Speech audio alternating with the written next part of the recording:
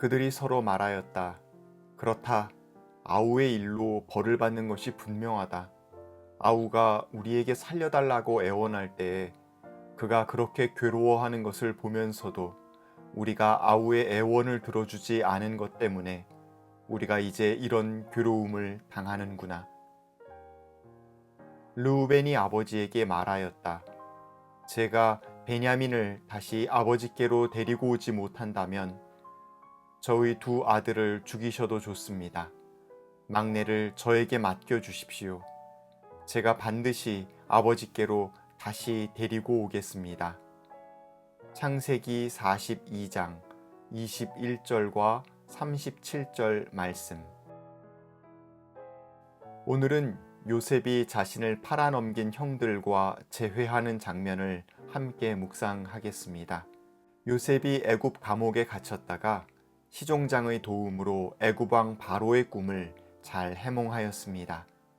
그리고 그가 말한 그대로 먼저 7년 동안 풍작을 거두었습니다. 그 사이 바로는 요셉을 총리 대신으로 임명하고 풍년에는 곡식을 비축하고 기근을 대비하게 했습니다. 7년 뒤 온 세계에 기근이 닥쳤습니다. 요셉은 애굽에서 흉년으로 굶주리는 사람들에게 곡식을 판매하는 책임을 맡게 되었습니다. 멀리 가나안에서 살고 있는 야곱 식구들에게도 애굽과 마찬가지로 끔찍한 기근이 닥쳤습니다. 야곱은 아들들에게 애굽에 가서 곡식을 사오라고 합니다. 10명의 아들들이 모두 길을 떠났지만 야곱은 막내 베냐민만은 곁에 두고 보내지 않았습니다. 사랑했던 여인 라헬의 두 아들 중 요셉은 이미 잃었지만 베냐민까지 잃을 수는 없었기 때문입니다. 야곱의 10 아들은 애굽에 도착했습니다. 이들은 총리 대신의 의복을 갖춰 입은 요셉을 알아보지 못했습니다. 요셉 역시 형님들을 모르는 척하며 애굽의 허점을 살피러 온 염탐꾼이 아니냐고 거칠게 대합니다.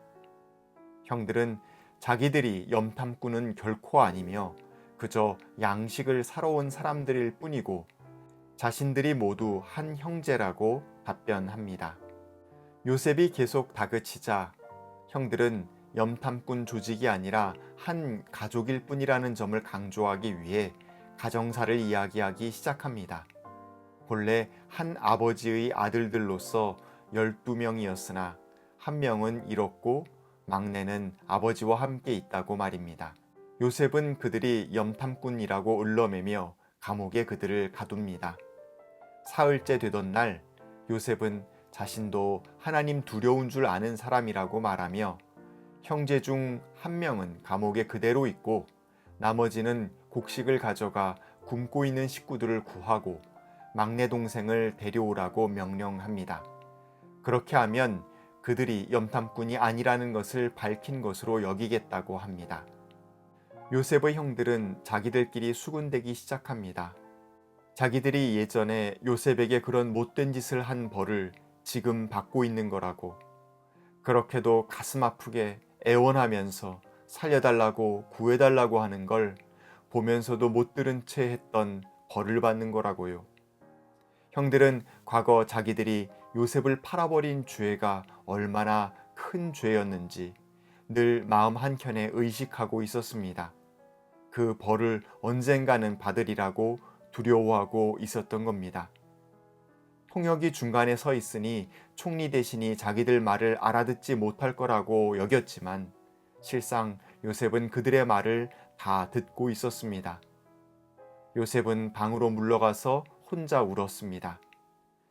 단지 고통스럽고 서러운 세월 때문만은 아니었을 겁니다. 못된 짓을 한 형들이지만 그들 역시 죄책감에 시달리고 있었다는 것을 요셉은 엿볼 수 있었습니다. 어쩌면 요셉이 자기를 감춘 채 형들을 몰아세웠던 이유도 형들을 벌주기 위해서는 아니었을 겁니다. 기나긴 세월 자신이 변한 것처럼 형들이 어떻게 변화하였는지 알아보기 위해서였을 것입니다. 요셉은 시므온을 불러내서 묶어 남겨두고 나머지 9 형제들을 아버지의 집으로 돌려보냅니다. 가나안에 도착한 형제들은 아버지 야곱에게 그간의 자초지종을 설명합니다. 막내 베냐민을 데리고 가야 한다는 말도요. 베냐민을 데려가야 한다는 말에 야곱은 깜짝 놀랍니다. 요셉도 없어졌고 시므온도 없어졌는데 베냐민마저 빼앗아 가느냐며 가슴 아파합니다. 이때 르우벤이 다짐하며 말합니다. 자기의 2 아들의 목숨을 걸고 베냐민을 데려갔다가 반드시 도로 데려오겠다고요. 하지만 야곱은 무슨 변을 당할지도 모르는데 절대 허락할 수 없다며 완강하게 거절합니다. 르우벤은 지난날 어린 요셉을 적극적으로 지키지 못한 것을 한탄하는 데서 머무르지 않고 다시는 형제를 잃지 않으려는 강한 태도를 보여줍니다. 어떻게 해서든지 지난 과오를 반복하지 않으려는 마음을 피력하고 있습니다. 르우벤을 비롯한 요셉의 형제들은 지난 잘못에 대한 죄책감의 무거운 굴레 아래 짓눌려 지내는 것으로 끝내지 않고 다시는 같은 죄를 저지르지 않으려는 마음을 먹고 그것을 행동에 옮기려 시도하고 있는 것입니다. 우리는 야곱의 12 아들들이 성장하고 있는 드라마를 보고 있습니다. 요셉은 어린 시절 꿈쟁이이자 유치한 자랑꾼, 철없는 응석바지였습니다. 여러 고난의 시간을 통해 그는 성장하여 기근 가운데 있는 사람들을 구하고 가족을 살리며 진정한 화해를 이루어 가려고 애쓰고 있습니다. 형제들 역시 마찬가지입니다. 그들 역시 이전에는 질투에 눈이 멀어서 형제를 살해하려 음모를 꾸미고 결국 형제를 노예로 팔아버리고 아버지를 속인 범죄자였습니다. 그런데 이제는 참으로 형제의 안위를 걱정하고 형제를 위해 나 자신을 희생할 줄 아는 존재로 성장해 가고 있습니다. 우리는 어떻습니까? 과거의 부끄럽고 어리석은 모습으로부터 성장하여 사람을 귀히 여기고 서로를 화평하게 하는 존재로 성장하고 있는지요? 곰곰이 생각해 봐야 하겠습니다. 하나님, 잘못을 깨닫고 변화된 삶을 살기 위해 애쓰며 성장하는 인생을 살고 싶습니다. 지난날의 어둠에 갇혀있지 말게 해 주십시오. 과거를 후회하고 외면하지 말고 오히려 직시하게 해 주십시오.